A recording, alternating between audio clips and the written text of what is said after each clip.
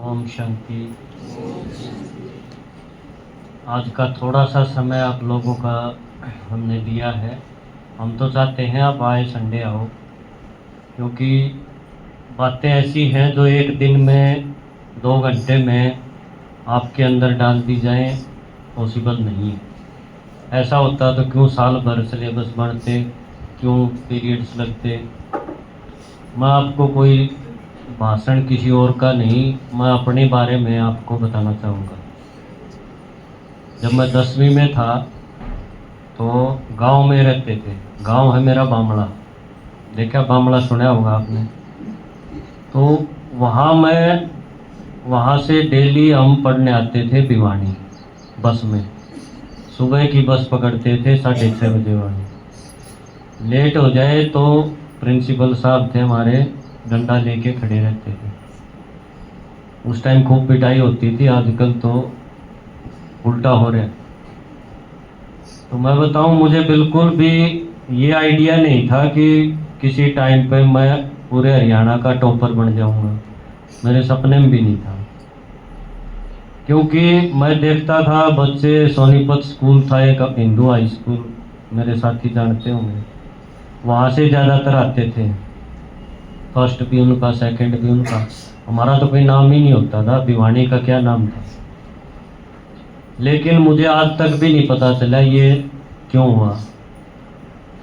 लेकिन मुझे एक चीज़ पक्का पता है कि आज जैसे हम देख रहे हैं ना, बच्चों के पास सरकार ने भी टैबलेट्स दिए हुए हैं, है ना, और भी क्या क्या लैब बना रखी है, कंप्यूटर से भी पढ़ाते हैं, किताबों की भरमार है, वजीफे फेल हो गया तो भी वजीफे मिलते रहते हैं, सारी चीज़ें। क्यों, मैं इस जॉब में हूँ तो मुझे पता है।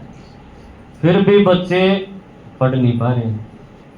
एक तरह से हरियाणवी में कहा जाए ना कि उनको थूरा जा रहा है और उन उकलाई आवे है, ये हाल हो रहा है। कोई पढ़ाई की कदर नहीं तो करियर कहाँ से बनेगा, और करियर नहीं बनेगा तो आप सोचो डिप्रेशन क्यों नहीं आएगा।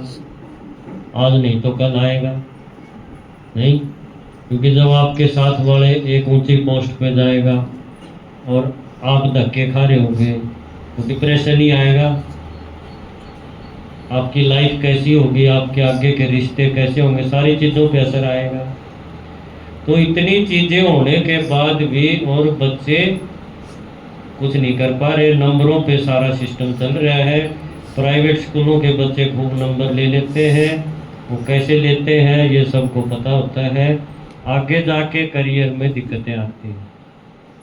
क्यों? पढ़ाई तो वही है, बल्कि और मुश्किल करते जा रहे हैं, तो वहाँ वो कर नहीं पाता। इसलिए कितने ही बच्चे सुसाइड भी करते हैं। जो माँ बाप थोप देते हैं, कोटा में बैठा दिया, सीकर में बैठा दिया, बेटा डॉक्टर बनना ही है। क्यों? पता है डॉक्टर बनते ही दुनिया भर का माल है। तो क्यों नहीं डॉक्टर बनेगा? ये इनके इन प्रकार हर तरह से बनेगा। फिर चाहे वो मानस मारो, गुर्दे काट के बेचो, डॉक्टर जरूर बनेगा। तो मैं अपने बताऊं कि मुझे बिल्कुल आइडिया नहीं था। जिस टाइम 1986 में 14 जून की वो शाम थी और मेरे घर में अम्बेसडर कार आके रुकी, गरीब सा परिवार एकदम। तो वो और सारा गांव, उस टाइम सांझ का टाइम था, गर्मी का टाइम, और गांव के लोग उस गाड़ी के पीछे हो रहे। उस टाइम कार आना एक तमाशा सा हो जाता। और उन्होंने पता पूछा होगा, भाई फलाने का घर कहाँ सी है। वो मेरे घर का आगे आके रुके गली में। मैं देखो इनका गल गल क्यों हो रहे इतने आदमी। वो आगे हमारे प्रिंसिपल साहब उतरे, बोर्ड के चेयरमैन थे वो उतरे, और फोटो वाले, अखबार वाले, ये सारे पूरी लाइन लग रही उनकी। तो बोले राजकुमार कहाँ है, राजकुमार कहाँ है। तो मैं तो बाहर बैठा चौतरे पे अपने साथियों के साथ। वहाँ भी क्या दिक्कत होगी, ये सारे मन में क्यों पूछे। मेरा गला लगाने लगे पकड़ पकड़ के। फिर घर में गए भीतर, तो भीतर बढ़ते हमारा छप्पर था, उसमें एक भैंस बंध रही। थोड़ी सी जगह भीतर जानने, इतनी जगह नहीं थी, वो भैंस उंजड़ भी मार दे, गंदा भी हो जाए। फिर भी भीतर गए तो आके रिपोर्टर पूछने लगे आपका स्टडी रूम कौन सा है। स्टडी रूम में ना था हमारे पास। तो बोले भाई पढ़ा कहाँ करते, वहाँ जी कदे छात पर बैठ के पढ़ लेंदे, कदे उरे या सीढ़ी सी लग रही लकड़ी की इस पर बैठ जाते। और ऐसा तो कोई स्टडी रूम नाम की कोई चीज़ नहीं थी। बोले कोई कुर्सी मेज कुछ नहीं, कुर्सी नहीं थी हमारे पास। फिर वो बोले आपका फ़ोटो खींचना है। गांव के और जो 2-4 मास्टर जी अड़ोस पड़ोस में थे वो भी आ गए। भाई देखा क्या हो गया, क्योंकि उस टाइम टॉपर होना बड़ी बात थी। आज तो टॉपर दुनिया भर के हैं, ना उनकी कोई इज्जत, एक दिन का शो है। लेकिन आज भी मेरा गांव मेरे को याद करता है। मैं मिल जाऊं तो बड़ी इज्जत करते हैं, उस टाइम तो और ज़्यादा थी। आज भी गीत बना हुआ है वो।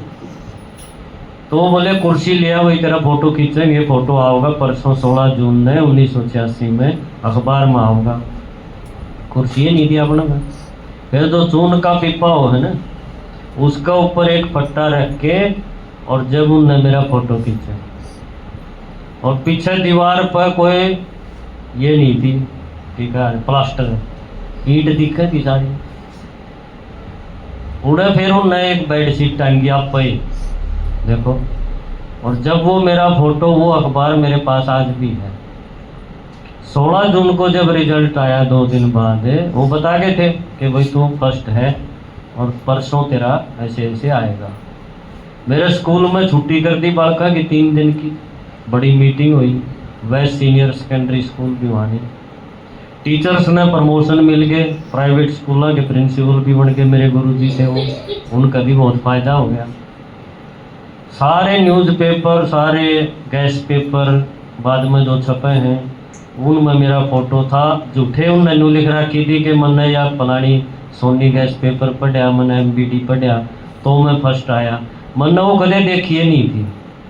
ट्यूशन के चीज़ वो है, मैंने नहीं पता था देखो। और मैं उस टाइम टॉपर था। कोई साधन नहीं थे मेरे पास। जो आज बच्चे रट लगा रहे हैं ना कि बाइक चाहिए, फ़ोन चाहिए, ये चाहिए, वो चाहिए, मैं रेल बना दें, एक भी चीज़ नहीं थी मेरे पास। सिर्फ पेन था, कलम थी और एक विल पावर थी।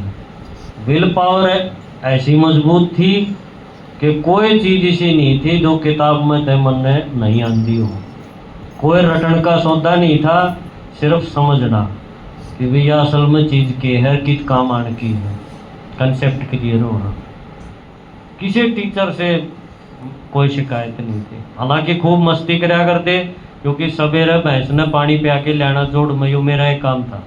और वही मेरी बस कटवा दिया दी कई बार, पर मैं उसने तवड़ा हा प्या पी के बधाई लिया करता और जल्दी से यो काम करके आंधी है। फिर और काम भी थे करके, नहीं तो आजकल मैं देखूँ बच्चा न कोई काम नहीं, माँ बाप लगे रहे बेचारे।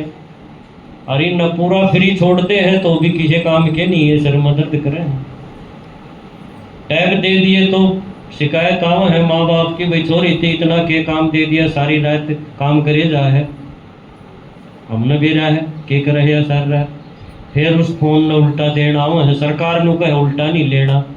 देखो ये बालक बिगाड़न खातिर बहुत आदमी काम कर रहे हैं।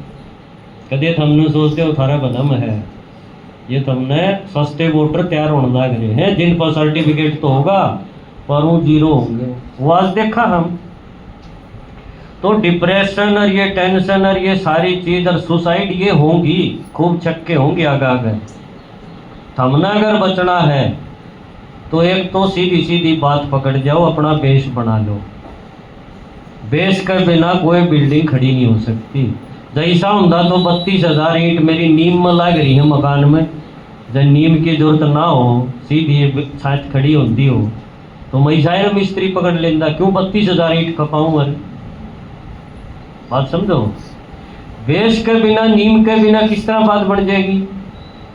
बेस है नहीं, बाद में हम कोचिंग कर लें, कि में कर लें, कितने साधन ले लें, कुछ नहीं हो सकता। तो अगर सच्चे मन से कुछ बनना है, टेंशन फ्री लाइफ जीनी है, इज्जत की ज़िंदगी जीनी है, इस देश को कुछ दे के जाना चाहते हो, ये समाज आपने याद करे, रिश्ते आपके अच्छे हों, स्वास्थ्य आपका अच्छा हो, सारी चीज़ें आपकी बढ़िया हों, तो ये टाइम है प्राइम टाइम, और इसमें लगन चाहिए। लगन होगी तो अपना आप सवेरा उठ लोगे, अपना आप रात न जाग लोगे, अपने आप बुरी संगत से बच जाओगे, अपने आप इन फोना न भगा के कुछ और टोलोगे। लगन नहीं है तो थारी रुखाड़ी कोई नहीं कर सकता, कितने भी रुखाड़ी नहीं हो सकती आदमी की। डांगर की तो कर ले आदमी, आदमी अपना राह काट लेगा, और यो आजकल होने लग रहा है।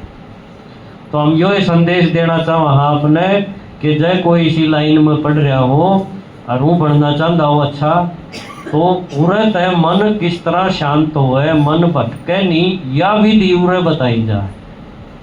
हालांकि मेरा मन पहले नहीं भटका था, या भगवान की देन ला लो उस टाइम की, पर ई वो तरीका उन्हें रोज बताया जा है आए संडे कि आपका मन सही दिशा में चले जा।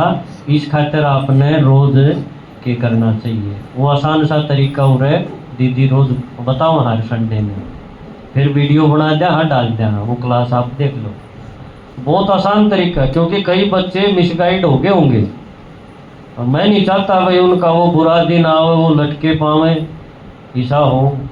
एक एक तो आजकल, और वो टंगिया पाओगा तो माँ बाप तो गए, सारी कमाई गई बेचारेंगे। तो ऐसा दिन ना आवे, वो चिराग बुझ नहीं जा। इसके लिए आप थोड़ा सा टाइम इस तरफ लगा दो, इस बात ने समझ लो। या कोई वो सत्संग नहीं है, यो कोई राम रूम याद करना है कहेगा, बहुत बढ़िया, यह भी एक तरह की पढ़ाई है। और यह पढ़ाई न्यू का है कि बच्चे पहले अपना लक्ष्य निर्धारित कर ले, तने करना के है, और फिर यह ज्ञान उसमें उलझा के देख, यो तने मार्गदर्शन करेगा और तेरी बुद्धि सही निर्णय लेने लगेगी। बस इतना ही काम है, इसलिए उन्हें बुलाए हो। ठीक है, आप सब आए, धन्यवाद।